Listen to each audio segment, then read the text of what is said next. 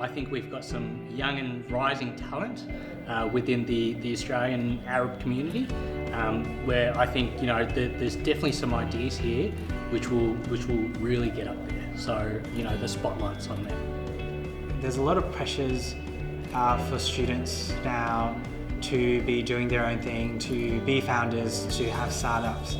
But it's also important to remember that that learning process becomes the most important thing that carries on with their lives, and not just the next projects or the next companies that they want to start, but in other facets of their life in terms of making a difference and redefining what success actually looks like. My name is Associate Professor Mary Dunkley. I'm currently the Department Chair for Accounting, Economics and Finance at Swinburne University. I think from the outset I'd like to thank the Council for Australian Arab Relations, which is part of DFAT, Department of Foreign Affairs and Trade, for their initiative and their passion, and they're willing to take a risk in giving a grant of this kind. So we're very, very appreciative of being awarded the grant.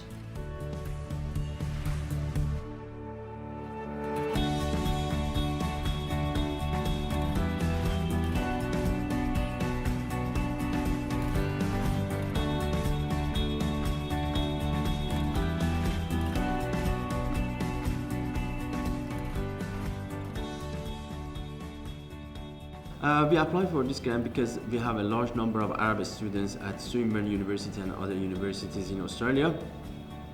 By interacting with them in our classes, we found that they have a great passion to start their own business when they complete their studies. However, due to some cultural gap, they were not fully engaged with the local entrepreneurs, so we decided to fill this gap by providing a workshop to help them to build and foster the relationship between Arab students and Australian experts. Back into the governance of the data. And we have good data and we have bad data. I think the greatest benefit of the grant is how it has fostered relations amongst the grant participants. My name is Avi and I came all the way from Sydney. My name's Shabal, I've come from Canberra. My name is Marwan Al-Mutari, I'm from Saudi Arabia. My name is Alia and I come from Sydney. So my name's Rita, came from Canberra but originally from Morocco.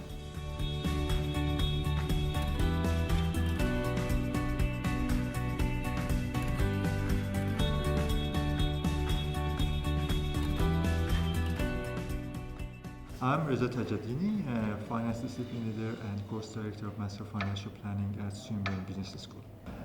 We asked students who could identify themselves as being Arabs to submit a pitch about their business ideas, and the organizing committee selected the best applicants and invited them to Swinburne University of Technology. We received many applications from different universities, including University of Sydney, University of Melbourne, National Australian University, University of Canberra and Swinburne University of Technology.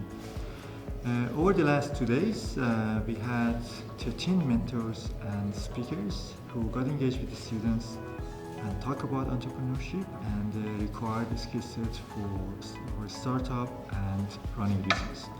Students worked with their mentors on their business idea and one-on-one sessions, further developed their business ideas and then pitch it again to the panel members where they receive further feedback. It just shows us how much opportunity there really is, and it gives us hope more than you may actually get elsewhere. It's quite motivating to have someone actually believe in your idea and tell you that you can pursue it and that they'll help you pursue it.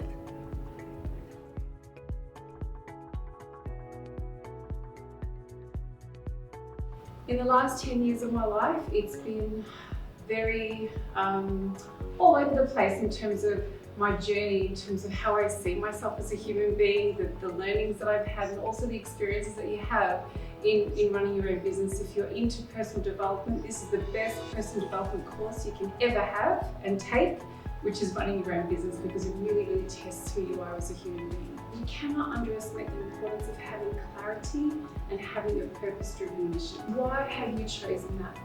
What is it about that you're choosing to want to do every single day and grow this empire from? It doesn't have to be this, world domination, but it's still going to be dominating your life every single day. Why? What is it about that? And why are you so connected to it? These are real questions that you really need to ask yourself, and they don't seem that important, but if you do take that time to really ask yourself and be honest, a lot of things will come out of that. What we've seen during the last couple of days is absolutely amazing in terms of what value we can bring when we communicate, when we share, and that's truly the value. So the ability to share, the ability to communicate, and actually launch these things as a whole, as a group, is totally quite important. I think it's important that we really be able to understand the potential of young people from the Middle East that are in Australia, and how they can contribute to not just our economy, but also how they can be encouraged to innovate. I use the knowledge that I learned in the past 2 days and add it on to my own knowledge, and from there I can just develop and use that knowledge I learned towards new ideas in business, and try more into to be an entrepreneur. That's how I'm going to use it. Yeah. Excellent idea. So these are fantastic. So you've all really clearly thought about what that challenge is that you're trying to address.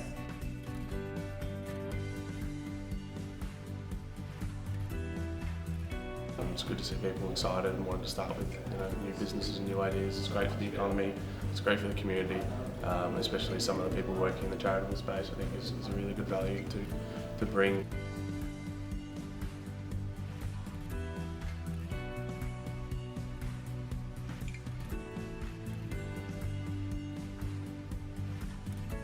The whole idea behind bringing and putting together different aspects of entrepreneurship and innovation and contextualizing it within the, let's put it into the Arab context, it's really interesting, and to be honest, I had never participated in something similar before, so I find it quite useful. We should be doing that more often.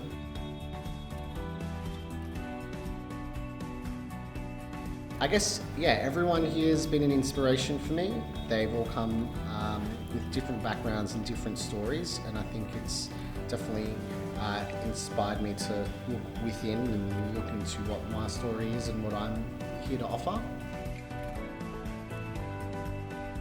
The event was truly amazing, and it opened my eyes to things I never knew about in business. It doesn't take a lot of people for everyone to know who you are.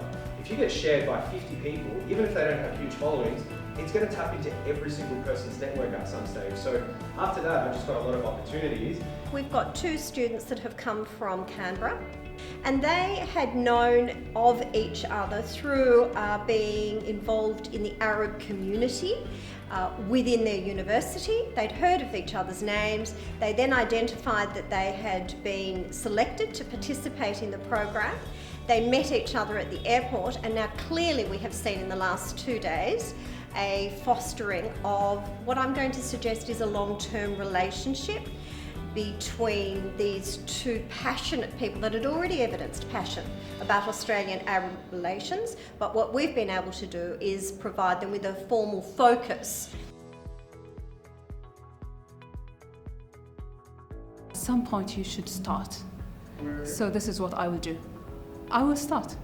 Whether I have funding or any networking or not, I will just move on and see what's going on. I believe over these 2 days we saw a great collaboration and friendship formed between students, and also between students and mentors, and also the organizing committee. We learned about each other's cultures, we shared lots of stories and thought, and I believe that's gonna foster the relationship between Australian and Arab students, and hopefully in the long term that actually enabled that relationship to go further. I'd like to thank the Council for Australian Arab Relations from DFAT for this competition.